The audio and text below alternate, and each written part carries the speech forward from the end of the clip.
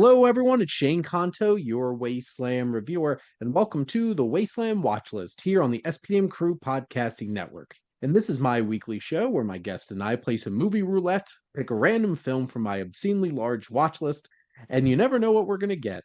And we certainly got something here. And joining me is Chris Roberts. Thank you so much for coming on. No, thanks for having me. All we hear from Movie Smash. We like to see movies outside. We normally see comic book movies, so this is always a refresher coming on your show. Absolutely. And this certainly is not a comic book movie for sure. And it is based off of something, and I'll talk about that in a minute. But yes, Chris, you are now a pretty frequent collaborator here on the show and always appreciate our conversations. And here we're going to be talking about Toby Dammit. And this is a film directed by Federico Fellini. This was part of a trilogy of films that released together called Spirits of the Dead. And this is also known as Tales of Mystery and Imagination, or just Tales of Mystery. It's a anthology horror film from directors Roger Vandam, Louis Malle, and Federico Fellini. They're all based off of different Edgar Allan Poe stories. And this particular one is based off of Poe's Never Bet the Devil Your Head, which makes a lot of sense when you actually watch what winds up happening. So, quite literally. But some other little notes. This was released in Paris in June 1968, and then later in September in Italy. And I knew immediately the music sounded familiar to me, and that's because it's from composer Nino Rota, who did The Godfather. Oh, And I could definitely tell, I'm like, wait a minute. And there's definitely some bits of the music there. And when they released this all as like a collection in the United States, Vincent Price did narration for the whole thing, which was interesting. Vincent Price can narrate anything, and I would listen to it. So basically, there he you can go. narrate my afternoon. There you go. It would be a much more interesting afternoon with him just talking about it. So. But this particular story, so during a trip to Rome, a debauched Shakespearean actor is tormented by the Italian film industry, fans, the press, and the devil, who appears as a little girl seeking to collect his head. So it's quite the interesting little synopsis here. This is indeed directed by Federico Fellini and starring Terence Stamp, A which very was young interesting. Terrence Stamp. Yes, very young. Who actually this is oddly timely, but who recently just passed away in August. So this is pouring out for Terrence Stamp. But this was indeed an early film for him. But Chris, what were your general thoughts on Toby Dammit? I don't know. Seeing General Zod as an actor in Italy threw me off a little bit. Just a Also, little bit.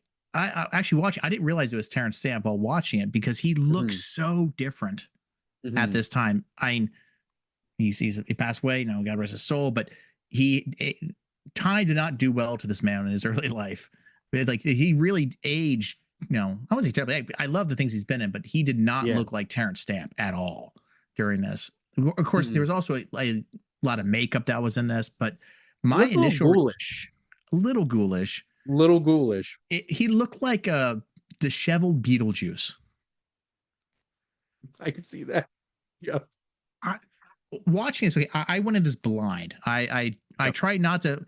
From when I'm on your show, that the movies that we have done together have always just been so out of left field for me. Mhm.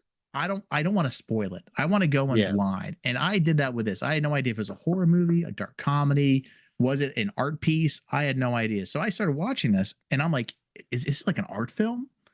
It really felt like an art film. Like the Yeah. sky is red when they're landing in the airport. They're like characters on the main drag when they're in their car, and he keeps asking for his Ferrari.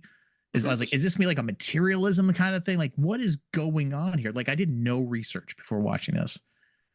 And then as it goes on, I'm like, I'm kind of confused. I mean, I'm Yep. following it, but it's like, what is going on? Like, is this like some death cult that has attracted this American actor to, and they're gonna no, there's a bunch of Satanists are gonna kill him or something? Like, where is this thing going? Yeah. And I'll be honest with you, until the very end of the movie, I was still second guessing everything that was happening. And then I was like, okay, maybe it's just a commentary on going crazy, because that is how I feel after watching this Mm, movie. absolutely. And it's interesting because one, this is a Fellini film. So like this is that Italian neo-realism where it's like everything is very art house in a Fellini flick. I don't know if you have any experience with some of his films, but like Eight and a Half's probably like the most famous. Yeah. And that's like even after watching it, you're kind of like, I don't even know what just happened. But it's very much that kind of feel. So when I saw that Fellini made this, I'm like, I'm half expecting this to be a very weird art house film. And it was for sure. Yeah. You got And what you expected. yep, you get dropped into this situation. And basically, this actor is dropped in this situation. He's like, I'm taking this like spaghetti western, the Shakespearean actor who's like selling out to go to Italy to do this film. And you do get that vibe of like, he's somebody who, you know, is run down. He's getting this money. He wants this Ferrari. Really isn't like a project that like a Shakespearean actor would be taking, going off to Italy and doing a spaghetti western like Clint Eastwood or something. And you have him going through all of these different, like him engaging with film people, him engaging with fans, the press, and all these awkward interactions. And it feels like I'm imagining the Edgar Allan Poe story had nothing to do with the film industry, obviously, because timing wise, that wasn't a thing. But I find it interesting that it certainly feels like a Poe story by the end, with like the whole devil element and, coming for his head, which that was pretty shocking and disturbing. But I find it very interesting that Fellini made it very much like he's very makes a lot of made a lot of films about film Yeah. and filmmaking. And like Eight and a Half is this strange art house autobiography of him dealing with his writer's block and stuff like that. And this feels like, that feeling of being in the film industry and just having to deal with it all. Like, I have to deal with the film people. I have to deal with the people being obsessed about my projects. I have to deal with people questioning me on air. And you just have this feeling that like he's slowly just losing his mind from the grind of everything. And then he loses his head too on top of it. So like that's just like the cap on top. Yeah, I think you said it pretty well. He's a washed up actor Yep. who, what was, he hasn't had a gig for a year, and Mhm. it's because he got fired because the director thought he was a drunk, which he is, and he admits that on stage, surprisingly enough. And also, for those who have not seen the film, the American actor, I think he's American or maybe British. His teeth look like he's British, but no, for what I know, he was American. Anyway, he is speaking English, but everyone else speaks in Italian, which is Yep. also quite disturbing. Like Mhm. it's not disturbing as like, oh, this is crazy, how nutty. It gives you this sense of like just something doesn't feel right, Mhm. because he speaks in English, all the subtitles are in English because they're speaking Italian, and yet he understands what they're saying and they understand him. Except there's one actress who speaks both, Mhm. which is doesn't surprise, that doesn't, like, he isn't shocked by that, because we don't, it's so surreal. Yep. And he there, like I said, I was so confused in this movie. It says like I was trying to guess all the directions. Another thing just reminded me of it was like, we kind of mentioned he looked like Beetlejuice. Like, he's pale. They put enough like powder on his face that he looks Yeah. sheep white. And he even says that I am not out in the sun that much. I don't want to be on Mhm. camera. I don't like, getting my picture taken or something. I forgot what it was, but because he's never out in the sun, right? So I'm like, oh, he's a vampire. Like, Yeah. that's where we're going with this thing. No, he's not a vampire. Of course, if I had known it was an Edgar Allan Poe, story that this is based off, I probably would have, most of those ideas would probably have not even crossed my mind. Mhm. But as I said, I did zero research before watching it. Did research after the fact, but not Mhm. before watching it. I think that the point of the movie really is, I believe, just to give you that sense of something is wrong, and we Mhm. don't know what that wrong thing is. Like, is this a secret satanic cult that's going to kill him? Is there something wrong with him? He's a vampire. Mhm. Is he being lured by this other group? And of course, there's that whole him inappropriately hitting on that teenage girl, but he's disturbed by, like, you can see he is just mentally disturbed by what's happening around him, and where Mhm. he's in all the directions he's being pulled. And all of a sudden, then all he wants is a Ferrari. We don't know why he wants a Ferrari. I don't know how he's going to get back to the States, but He wants a Ferrari. And when he finally gets that Ferrari, he goes even crazier. Like just the way he drives, it does that sort of Yeah. classic 60s and 70s. I'm driving fast, which is going to speed the film up. Mhm. POV from the front of the car.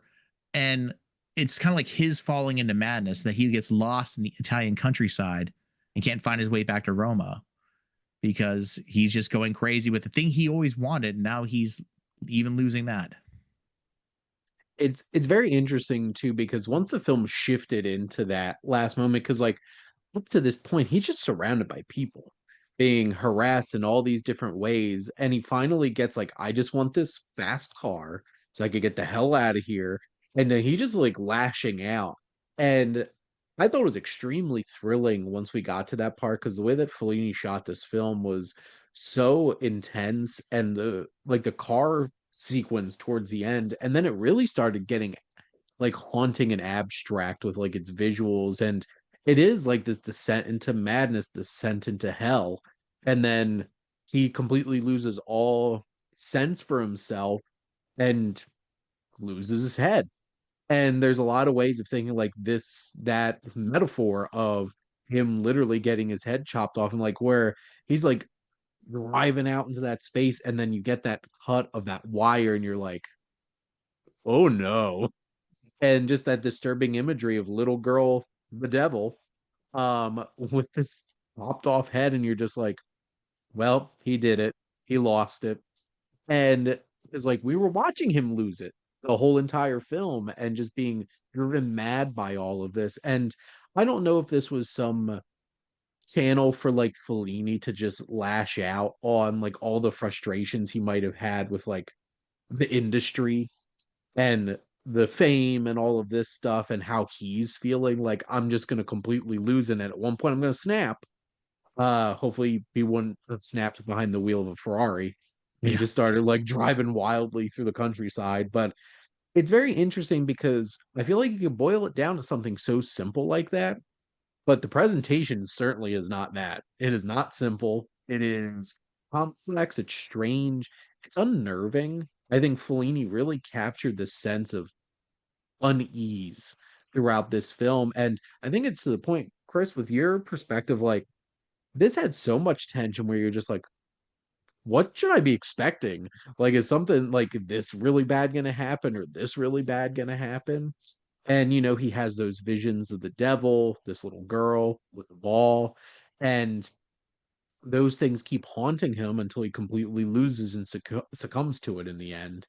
I think Terrence Stamp did a great job of just being this just presenting this character as so disconnected and that transition from just being so done with everything to just becoming completely unhinged by the time these 45 minutes are up. And I'm sure it was probably a fun performance for him to be able to do because he certainly got to lash out for sure towards the end. But like I would certainly have to watch this again to just like fully try to process through. But I guess those are some of the things that like stood out to me, what this was trying to say. And it's certainly a creative film. This isn't going to be one where I'm like, hey, it's Halloween, everybody. You should go check out Toby Dammit. No, it's like my cinephile friends. You want to see something interesting that might make you think about some things? Go check this out. And that's why it's on the Criterion channel. Yeah. So there And you you, go. you mentioned it was 45 minutes long. And I think it's important to bring up because, yet again, the movies you and I have watched together have Mm, ranged in length, considerably. yeah. And I went in, yeah, like I said, blind. I went in blind to how long the movie was. Mhm. So after he leaves the whole art scene, all the Yeah. actors, I mean, goes in the country, and I'm like, okay. And then he meets some guy out there who like he's asking where the direction of Roma, and he's like gives him like weird side eye, like, oh, now he finds the cult. Yet again, it keeps going, and I'm like, now this is gonna happen. Now I had to just get that out there because as you were saying it reminded me about that I thought this was like a 90-minute movie, right? Mhm. It is incredibly short. Now, Yeah. not as short as some of the things we've watched, but it is incredibly Mm, short for what I would consider a Criterion film. And but I don't think it wastes any time. Like mm, it gets like I don't think it needs more of what it did.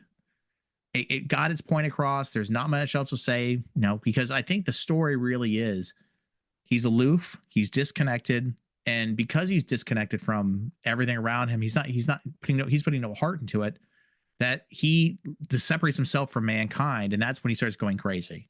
And Yep. that's when he just literally is raging out and just wants to get away from this scenario and throws all caution to the wind. And it's not that the devil kills him. The devil just comes there to collect him, Yep. because it was his own arrogance, his own haphazardness, that's what Mhm. killed him. And that, Yeah. like I said, the devil shows up with her little ball, and Mhm. then she collects him, and then she leaves. Like there's nothing else to it. It felt like that kind of idea of like chasing finality and chasing this reckless behavior. And like I know some people who like before he had kids, my brother was like, I don't want to grow old.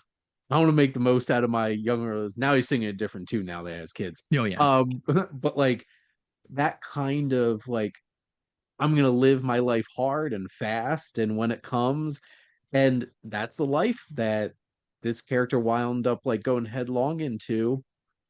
See, I didn't even mean to make that pun. Headlong but into, bum. and then yep, bum, gone. But it's one of those kinds of things where it's like it felt like he was pushing himself to this place. And the devil's more than happy to collect you after all your recklessness and all of your debauchery. And that's the thing, because like this is certainly a cautionary tale. This is not a great dude. He's obviously like we've gathered that he's done some stuff before he got here. Yeah, And then now is just ready to just completely go off. And I think a good point that you brought up, Chris, is how efficient this specifically is, because it's like we get him on the plane, we understand him coming in here and who he is as a character. And then we get the little bit of the press, the film people, the fans. That's what this is commentating on. You have those sections, we have him experiencing those things. He's fed up, he's done, he disconnects, and then you have the third act of him going off and completely just disconnecting from everybody, disconnecting from his senses and any sense of reason or danger, and just going into it, and it costs him. And it's a really interesting thing, like pulling back all those details. yeah. And I think I want to circle back to what I had said before about the collecting of it. As we were talking this, it kind of occurred to me that this is often when we see the devil portrayed in movies, it's the devil's there to collect a deal they made with you, Mhm. or they're being summoned to cause havoc and destruction. And in this movie, that's not what the devil is doing at all. Like the devil is just there to sort of not even mitigate justice. It's just sort of like it's more like death than it is the devil, if that makes any sense. Like the Grim Yeah. Reaper, Mhm. who's there to Yep. collect the dead person, take them to the next level. And I think in this, the devil is really they take you to hell, which is kind of illustrated a little bit like he had his sins in America and in his film history or whatever it was. We never know what those things are. Just that involved debauchery, Yep. and he's an alcoholic and is heathenistic, and that's all we really know because the press asks him some questions and make jokes about it. But that's really about it, and he makes jokes about it, and he is he keeps that attitude as he's going along. He's talking to everybody, but when he lands in Italy, it is the only time we see that much color in the sky. It is like an Yeah. orange red. It is like entering hell, right? Hmm. And like I said, and you go there, and as you're entering hell, you see a bunch of crazy people, including the person who, like, his fortune teller, who says, "Whoa, I'm not telling you your fortune." Like, she read his palm, is like, "I cannot tell you what that says," Goodbye. because yeah, exactly. Sort of like we've entered this otherworldly place, which, like I said, could be a descent into hell. We don't know. And I guess maybe some people think Italy is a descent into hell. I have no It's like, idea. welcome to Italy. Welcome to Italy. Yeah, exactly. Though I love to say it was a TWA flight, really dating this movie.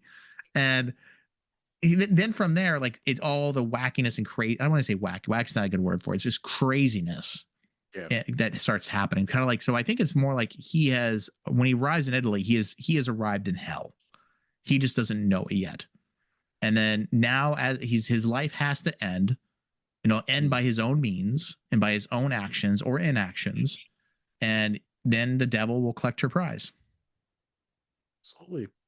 And honestly, I think it's one of those types of things where there are certain people out there that enjoy being able to see art done in this way where it's creative, it's abstract, it makes you think about it. This is not your straightforward kind of like it's Halloween, time to watch a slasher that's dumb and like just having some fun with it. I had some fun with this because I thought it was very interesting in terms of how this was put together and Terrence Stamp's performance and stuff like that. I I'm actually interested now in checking out the two other films that were attached with this as a whole, but I think this is only my second Fellini. Like I've seen eight and a half, and then I've seen this. Um, and it's one of those types of things where I'm like, if Fellini's that type of directive, like if you want to be challenged a little bit, you want to see what people can do. It kind of reminds me of David Lynch a little bit. Like you don't just casually go into a David Lynch film. Yeah, unless it's It's not Dune. unless it's too and like or I guess what was the Straight Story, which is like his most accessible project. Yeah. Like you don't just drop into Twin Peaks and just hope for a fun TV show. Like you're going to be in for something interesting and bold and ambitious and something that you're not quite sure how to make of it. And then those are the moments of being able to talk it out. Like I'm becoming to appreciate this film more just talking this out with you. And I think it's that kind of film. Yeah, so I mentioned the movie is not 90 minutes, which you're expecting. So I think you need to sit down and watch it for its 45-minute runtime and then talk to somebody for about 45 minutes to figure out if you liked it or not and to figure out what did I just experience? hmm Which that's funny because I'll share. It's like, what did I just watch? It's like well, we're gonna talk about it, and I feel like we have like a pretty good idea of like what it's going for. It just it's presented in an interesting and more abstract kind of way for sure. Well, Edgar Allan Poe stories. I used to love Edgar Allan Poe when I was a kid. You know, when I was Mhm. an edgy emo kid back in the Yeah. mid '80s and late '80s, early '90s. And you know, Edgar Allan Poe was always about madness. It's all it was ever about. You know, that which Mhm. eventually you like Edgar Allan Poe, you start like H.P. Lovecraft. You know, it's all about going crazy. Can't you know? So that's what I think. If that's what he's going for, is showing madness. He did show madness, and the problem is, I Yep. think it's sort of like H.P. Lovecraft things, where you know the loss of sanity spreads.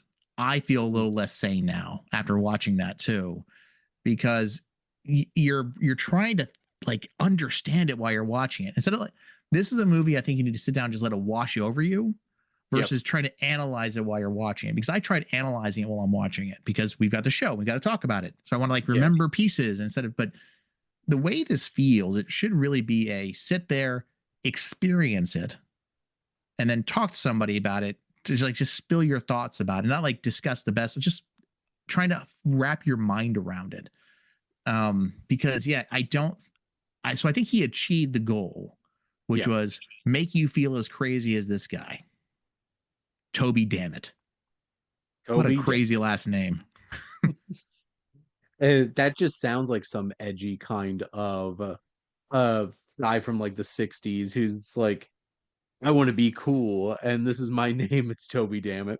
Actually, I think Um, it's more like he has you know, getting the Actors Screen Guild. You have to have a unique name. He's like his real last name is taking Toby Maguire is taken at this point. So he's like, damn it, I don't know what to go for. He goes, Toby Dammit, that's your name, I guess. my name is Tom Johnson. My name now is Toby Dammit. Exactly, exactly. He's stuck with it. It's kind of There like you I go. actually watched it completely different kind of Yeah. idiocracy last night. And Mhm. they say, "What is your name?" And he goes, what was his name in that movie?" It was like, not sure.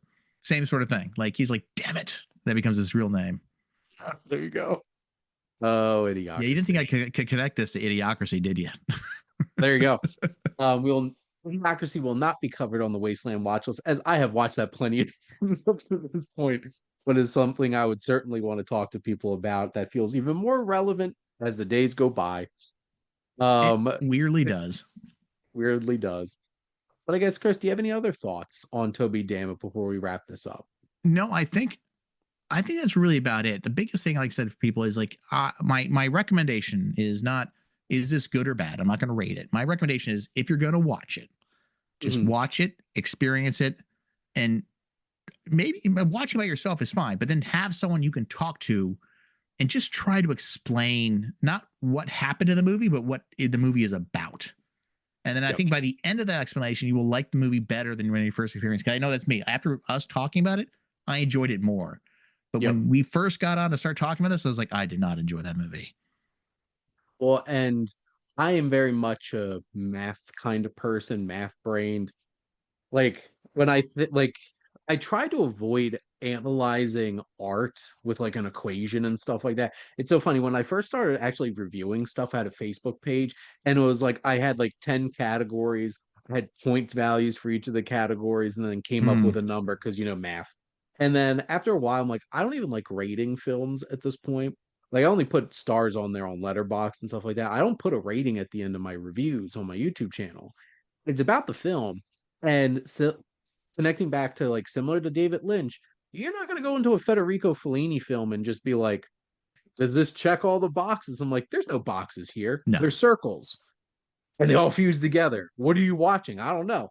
And the thing is, like, if you find something that connects with you and speaks to you during the experience, that's what it's trying to do. Yeah. And this being a short film, part of an anthology, based off of this short story that has a very specific kind of moral angle that it's going for, this idea. And that's what Poe did in a lot of his writings and stuff like that. And I think Fellini did a really good job of capturing that essence and then putting his experience with like the Italian film industry into that, which was interesting. But this indeed was an interesting film. It And if you do was. have the Criterion channel, go check it out. It's sitting there. And I guess if you wanted to expand a little bit more, you could check out the actual full anthology film. But Chris, thank you so much for coming on and chatting some movies with me. Not a pleasure to be here as always.